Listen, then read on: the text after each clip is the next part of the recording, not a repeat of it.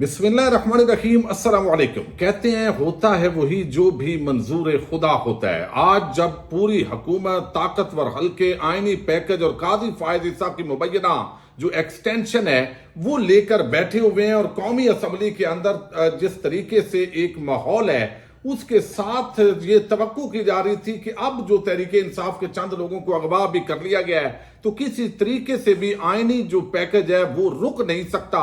लेकिन अचानक 8 जजेस ने इतना बड़ा सरप्राइज दिया है जिसने ताकतवर हलकों और कौमी असम्बली के अंदर बैठे हुए नून लीग पीपल्स पार्टी के जो सारे बाबे हैं उनको चकरा के रख दिया है। ये 4 सफात पर ऐसा क्या लिखा है जिसकी वजह से अब आईनी तरमीम जो है वो हवा के अंदर उड़ गई है बल्कि बढ़ गई है।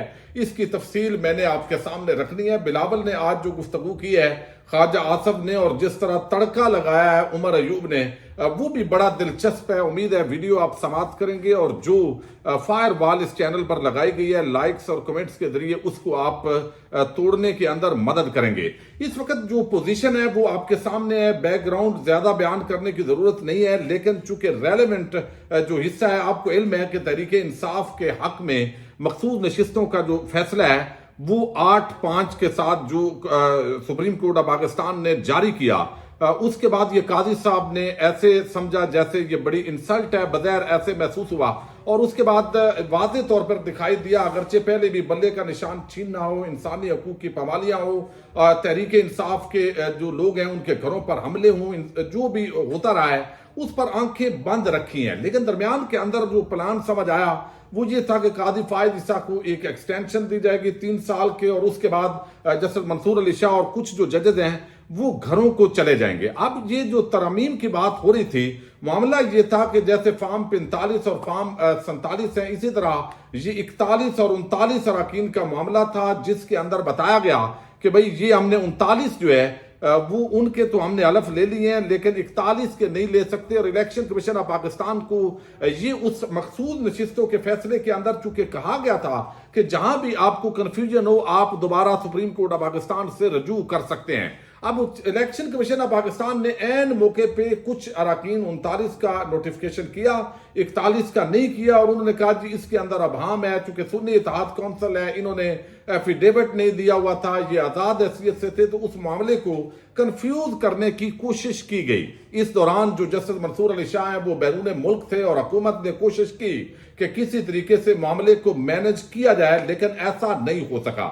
अब आईनी पैकेज और काजी फायद ईसा की एक मुमकिना जो एक्सटेंशन है उसको बड़ा धचका लगा है कि इलेक्शन कमीशन ऑफ पाकिस्तान जो है उसने जो यहां पे लिख के भेजा था कि हमें वजाहत करें कि ये पीटीआई के बंदे हैं या ये इनको आजाद डिक्लेयर करना है। हालांकि फैसला बड़ा लाउड एंड क्लियर था, लेकिन ये बदनीयती बगैर एक जो आपको इल्म है कि सिकंदर सुल्तान राजा और इलेक्शन कमीशन के मेंबरान वो तनख्वाह वो पाकिस्तानी कौम टैक्स पेयर के पैसे पे लेते हैं, वो अवाम के टुकड़ों पे पलते हैं, उनकी मराहत, उनका खाना पीना, उनके अलल्ले तलल्ले अयाशियां इन सब की कौम के टैक्स पेयर के पैसे पे होती हैं। लेकिन रुकावट इनका एक ही काम है कि आपने जमहूरियत को जो है वो रोकना है, पाकिस्तान के अंदर हकीकी जमहूरियत को, आवाम की राय को दबाना है। आपने जो है वो किसी का आलाकार बन के बगैर काम करना है, और आवाम के हवाले से जो राय है उसमें जितनी रुकावट आ सकती थी वो डालने की कोशिश की गई है। लेकिन अब जो है वो एन मौके पे वजाहत आ गई है। वजाहत सुप्रीम कोर्ट ऑफ पाकिस्तान ने 4 सफात पर मबनी ये वजाहत जारी की है, और ये 8 जजेस जो अक्सरियती थे उनकी ये वजाहत है। अब मैं आपको बताता हूं, उसके अंदर बताया गया है सुप्रीम कोर्ट मेजॉरिटी जजेस has finally issued clarification on election commission application seeking guidance regarding implementation of July 12 order in reserve seats case. Clarification में हाल्ट प्रपोज्ड कॉन्स्टिट्यूशनल अमेंडमेंट।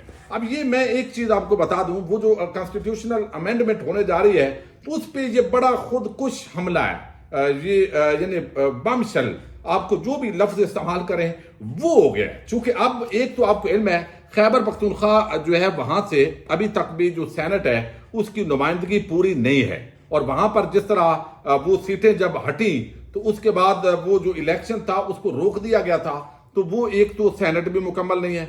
दूसरा अब ये तरमीम ला के अपनी मर्जी का यकतरफा जो ट्रैफिक चलाना चाह रहे थे, इसके अंदर जो है اس پورے معاملے کو جھٹکا لگا ہے. اب جھٹکا کیسے لگا ہے کہ اب یہ پارلیمنٹ جو بیٹھے ہوئے ہیں لوگ، چونکہ پی ٹی آئی کے جو لوگ ہیں وہ اس کے اندر ہیں نہیں، وہ ان کو نوٹیفائی نہیں کیا گیا، تو اب وہ بندے بے شک اغوا کیے ہوں، جس طرح بھی انہوں نے ایفیڈیوٹ دیے ہوئے ہیں، ان سے کوئی اٹھا کے بھی یہاں پہ جو بھی کر لیں، ان کے ووٹ کی حیثیت نہیں ہے، وہ ڈسکوالیفائی ہوگا جو بھی اس طریقے سے جو ہے وہ ووٹ دے گا. اب supreme court majority judges in their 4-page order said that as per the position so determined the said returned candidates were and are the returned candidates of PTI and thus members of the parliamentary party of PTI in the National Assembly and Provincial Assemblies concerned for all constitutional and legal process. The attempt by the commission to confuse and cloud what is otherwise absolutely clear as a matter of the constitution and the law must therefore be strongly deprecated.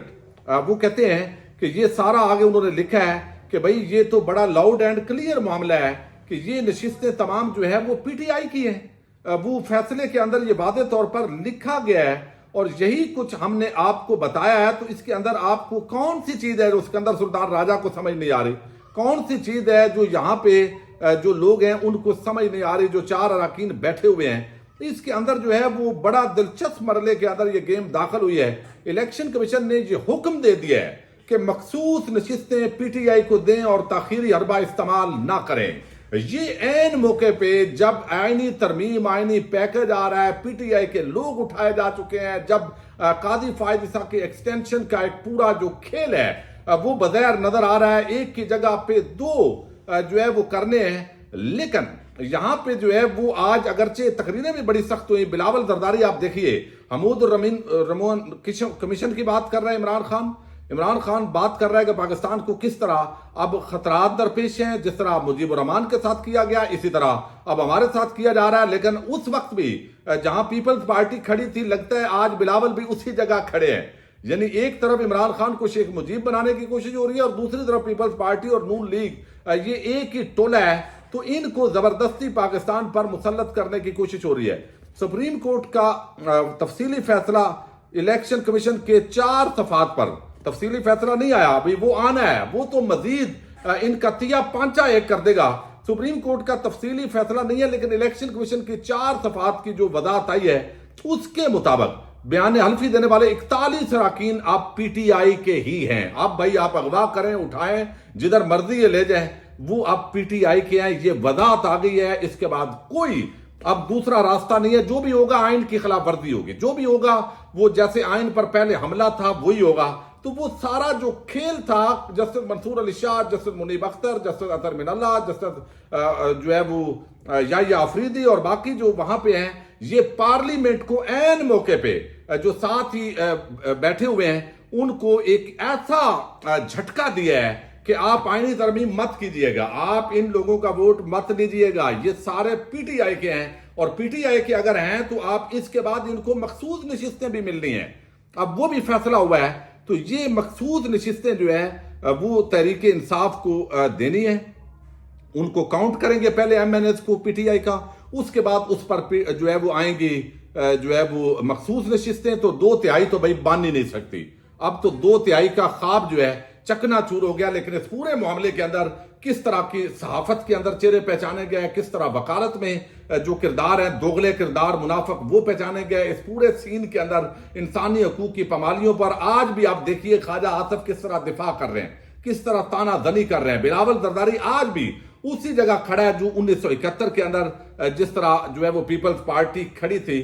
تو اب اس معاملے کے اندر آزاد جو اراکین ہیں وہ اب P T I کے ڈکلیئر ہو گئے جی. سپریم کورٹ کی وضاحت کے بعد اب کوئی جسٹیفیکیشن نہیں ہے.